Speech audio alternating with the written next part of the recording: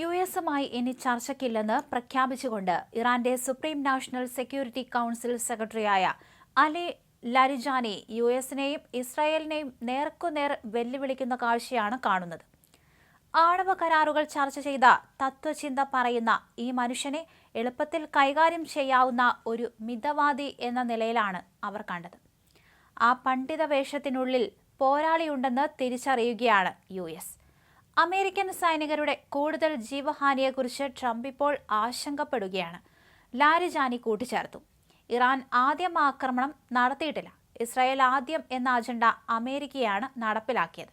ഭ്രാന്തമായ പ്രവൃത്തികൾ നടത്തുന്ന ട്രംപ് തന്റെ അമേരിക്ക ആദ്യം എന്ന മുദ്രാവാക്യം ഇസ്രായേൽ ആദ്യം എന്നാക്കി മാറ്റുകയായിരുന്നുവെന്ന് ലാരിജാനി കുറ്റപ്പെടുത്തി. ഇസ്രായേലിന്റെ അധികാരമോഹത്തിനായി അമേരിക്ക തങ്ങളുടെ സൈനികരെ ബലി കഴിക്കുകയാണ്. പരമാധികാര രാഷ്ട്രം എന്ന നിലയിൽ ഇറാൻ സ്വയം പ്രതിരോധിക്കുക മാത്രമാണ് ചെയ്തിരിക്കുന്നത്. ഇറാൻ സായുധ സേന ആക്രമണം ആരംഭിച്ചിട്ടില്ലെന്നും അലി പറഞ്ഞു. അതേസമയം ഒമാന്റെ മധ്യസ്ഥതയിൽ ഇറാൻ സമാധാന ചർച്ചകൾക്ക് തയ്യാറാണെന്ന അന്താരാഷ്ട്ര മാധ്യമ വാർത്തകൾക്കിടയിലാണ് ലാരിജാനി ഇറാന്റെ നിലപാട് വ്യക്തമാക്കിയത്.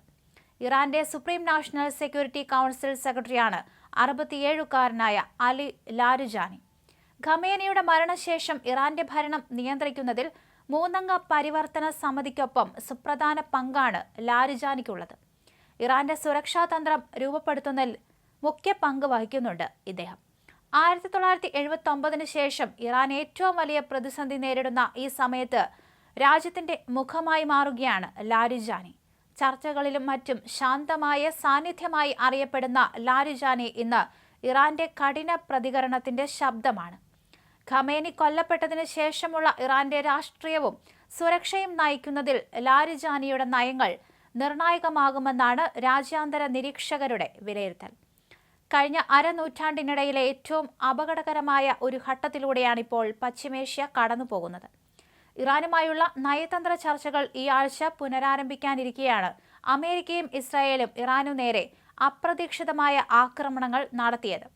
ഇറാൻ ഇനി എന്ത് ചെയ്യും എന്നതിനേക്കാൾ പശ്ചിമേഷ്യ ഇനി എന്തായി തീരും എന്നതാണ് എല്ലാവരെയും അലട്ടുന്ന ചോദ്യം. അമേരിക്കയും ഇസ്രായേലും ലക്ഷ്യമിടുന്ന ഭരണകൂട മാറ്റം അത്ര എളുപ്പമല്ല എന്നാണ് ഇപ്പോഴത്തെ സാഹചര്യങ്ങൾ വിലയിരുത്തുന്നത്. നിലവിൽ ഇറാൻ വലിയ മാറ്റങ്ങൾക്ക് തയ്യാറെടുക്കുന്നുണ്ട്. എന്തായാലും ഇറാൻ ഒരു തരത്തിലും അടങ്ങുന്നില്ല എന്ന് കണ്ടപ്പോഴായിരുന്നു ഇസ്രായേലും അമേരിക്കയും ഇറാനിലേക്ക് മിസൈൽ ആക്രമണം നടത്തിയത്. ആ ഒരു തിരിച്ചടിയിൽ ഇറാന് സ്വന്തം നേതാവിനെ തന്നെ നഷ്ടപ്പെട്ടു.